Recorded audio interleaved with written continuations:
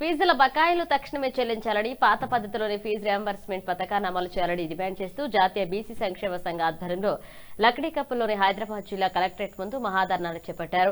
రాష్ట్ర వ్యాప్తంగా జిల్లా కలెక్టరేట్ల పిలుపు మేరకు నిర్వహించిన మహాధర్నాలో బీసీ సంక్షేమ సంఘ జాతీయ అధ్యక్షుడు రాజ్యసభ సభ్యుడు ఆర్ కృష్ణయ్యతో పాటుగా పెద్ద ఎత్తున విద్యార్థులు తరలివచ్చారు.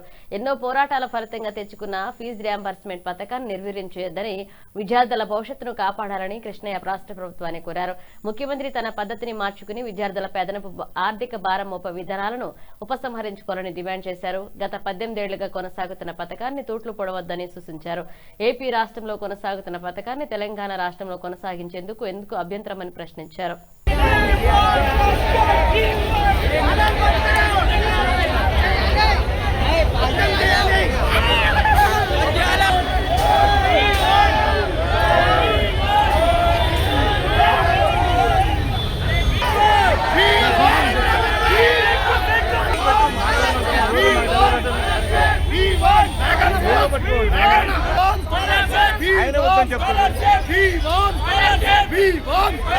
సిక్కు సిక్కు ప్రభుత్వం సిక్కు సిక్కు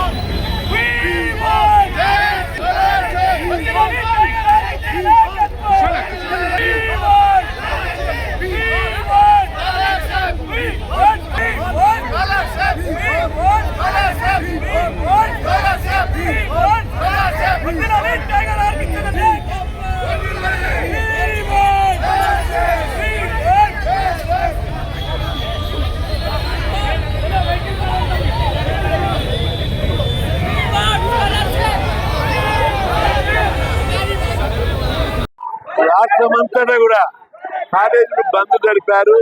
జంట నగరాల్లో engineering, pharmacy, MBA, MC, degree, PG కాలేజీలు మొత్తం బంద్ జరిపారు. ఇక్కడ ఆ బంద్లో భాగంగా నిరసన తెలిపి కలెక్టర్ విజ్ఞాపన పత్రం ఇవ్వడానికి ఇక్కడికి చిన్న ఎత్తున ముట్టడి చేయడం జరిగింది.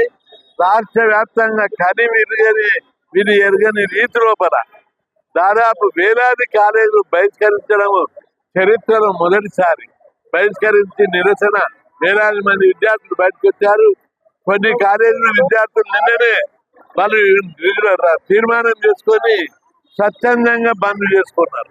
కొన్ని కాలేజీలు బలవంతంగా నడపడానికి ప్రభుత్వ కాలేజీ ప్రయత్నం చేస్తే విద్యార్థులు తరగతులు బహిష్కరించి రోడ్ల మీదకి ఎక్కారు. ఇప్పటికైనా ముఖ్యమంత్రి రేవంత్ రెడ్డి మేమేం గొంతంలో కోరికలు కొట్టలేము.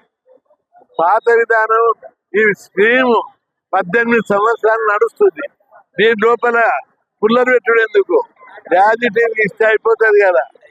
అందుకే పాత పద్ధతి ప్రకారం కోట్లాది మంది విద్యార్థులు ఈ స్కీమ్ వల్ల కుటుంబాలు బాగుపడ్డాయి.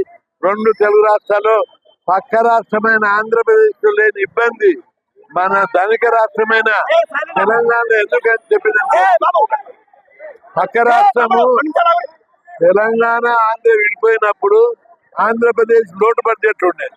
తెలంగాణ 20,000 కోట్ల మిగులు బడ్జెట్ ఉంది. అసలు మిగులు బడ్జెట్ ఉన్న లోటు బడ్జెట్ ఉన్న ఆంధ్రప్రదేశ్ లోపల టోటల్ ఫీజులు ఇస్తున్నారు. యాజిటీగా పద్ధతిలో కొనసాగిస్తున్నారు. పైగా స్కాలర్షిప్లు 15,000 ఇస్తున్నారు. మన రాష్ట్రంలో ఏం రోగమైంది? ఇది ధనిక రాష్ట్రము. ఇక్కడ నెలకు 20,000 కోట్ల ఆదాయం ఉంది. ఈజీగా నెలకు